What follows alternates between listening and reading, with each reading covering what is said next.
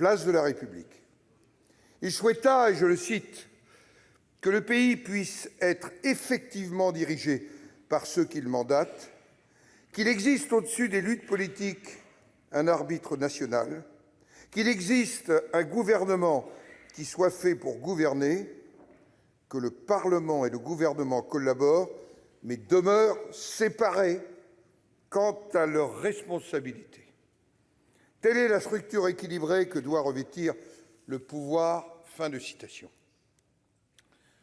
En 60 années, marquées par des crises économiques, sociales et politiques, nos institutions ont toujours résisté au choc. Après 4 alternances politiques, 3 cohabitations, notre Constitution a fait la démonstration de sa solidité. Je pense également à la fin du processus de décolonisation, à la crise de mai 1968, ou encore, si près de nous, aux terribles événements qui frappent notre pays depuis janvier 2015. À l'heure où certaines des grandes démocraties européennes, fondatrices d'ailleurs de l'idée d'union, connaissent l'instabilité, notre Constitution est une chance pour notre pays. En 1958, en pleine crise institutionnelle, il fallait remédier à l'instabilité gouvernementale de la IVe République, qui paralysait le pays alors qu'il était confronté à des défis majeurs. La nouvelle Constitution allait donc renforcer le pouvoir exécutif et rompre avec ce qui était qualifié de régime des partis pour rendre l'action publique plus efficace. Le président de la République devient un arbitre, tel que défini par le discours de Bayeux, au-dessus des partis politiques, et dispose de compétences propres. Après la révision constitutionnelle de 1962, il aura la légitimité du suffrage universel direct. À 24 reprises, notre Constitution a été révisée pour renforcer l'État de droit et les pouvoirs du Parlement, avec l'élargissement des modalités de saisine du Conseil constitutionnel en 1974. Pour se conformer à nos engagements européens et internationaux, je pense notamment au traité de Maastricht en 1992, pour consacrer le caractère décentralisé de notre République et les libertés locales en 2003, ou encore pour marquer notre attachement à certaines valeurs. Je pense à la constitutionnalisation de l'abolition de la peine de mort en 2007. Au fil du temps, mais aussi de la pratique, mais aussi de passage au quinquennat et l'inversion du calendrier électoral, les équilibres de la Ve République ont évolué. Pour reprendre la citation du sage Solon, à laquelle le général de Gaulle faisait référence à Bayeux, et je cite, « Quelle est la meilleure constitution ?»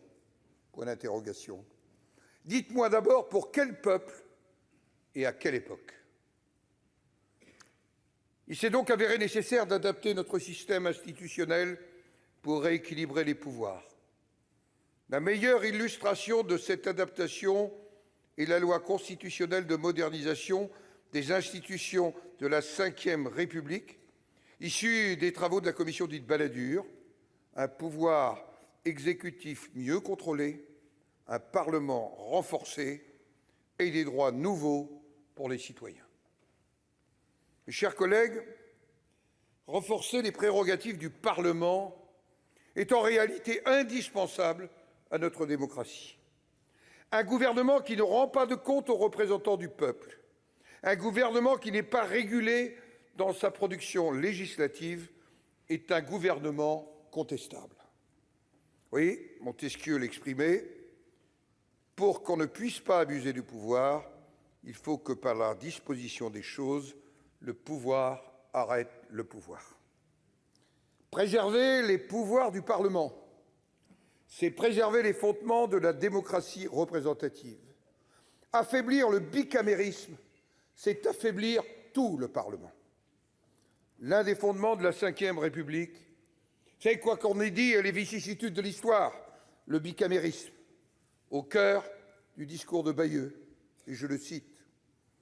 Il est entendu que le vote définitif des lois et des budgets revient à une assemblée élue au suffrage universel et direct. Mais le premier mouvement d'une telle assemblée ne comporte pas nécessairement une clairvoyance et une sérénité entières. Il faut donc attribuer à une deuxième assemblée, élue et composée d'une autre manière, la fonction d'examiner publiquement ce que la première a pris en considération, de formuler des amendements, de proposer des projets. Le dialogue bicaméral et la navette parlementaire, à laquelle je suis tellement attaché, comme la commission mixte paritaire, sont des conditions de la qualité de la loi. Nous devons donc nous employer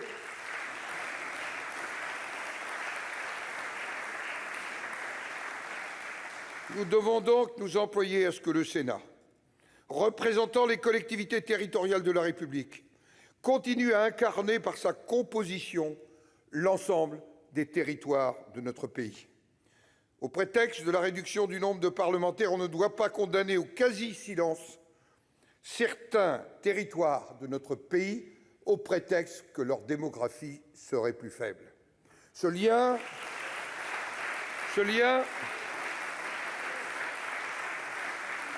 avec les territoires confère aussi au Sénat un autre atout, la proximité avec les élus locaux, tous les élus locaux, qui à l'heure de la mondialisation constituent un des socles fondamentaux de notre cohésion nationale. Il n'est pas de République forte sans institutions puissantes. Je partage ce constat fait par le président de la République Emmanuel Macron devant le Congrès en juillet 2017. La révision constitutionnelle devra donc s'inscrire dans la continuité de celle de 2008 et doit avoir pour objectif de mieux faire la loi, de réconcilier nos compatriotes avec leurs parlementaires et de préserver la représentation des territoires. Le pouvoir constituant appartient au Parlement. Le Sénat a des propositions solides à faire, et je crois qu'il sera au rendez-vous. Réformer la France est difficile, mais réviser la Constitution ne l'est pas moins. Il n'est pas facile de distinguer l'intangible de ce qui doit être modernisé, de résister à la pression de l'opinion publique, tout en tenant compte de son aspiration au changement. Le général de Gaulle, lors de sa conférence de presse, c'était le 31 janvier 1964, expliquait qu'une constitution, c'est un esprit, des institutions, une pratique. Il me paraît primordial de se souvenir de ce triptyque pour replacer au cœur du contrat républicain le renforcement indispensable de la confiance de nos citoyens dans la République. La place du Parlement au sein de nos institutions n'est pas un sujet mineur. Elle engage toute notre conception de l'équilibre entre les pouvoirs. Un anniversaire, c'est l'occasion de réfléchir à nos fondamentaux, à leur nécessaire évolution lorsque la société change, mais sans rien céder à l'esprit qui, il y a 60 ans, a inspiré la réforme de nos institutions. Je vous remercie.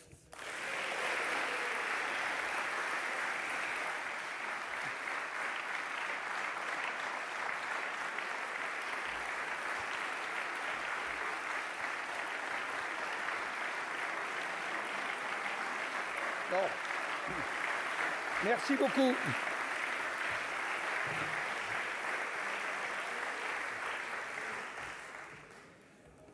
Merci.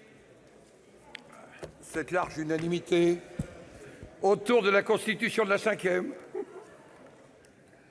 L'ordre du jour appelle l'examen d'une demande de la Commission de l'aménagement du territoire et du développement durable tentant à obtenir du Sénat, en application de l'article 5 ter de l'ordonnance du 17 novembre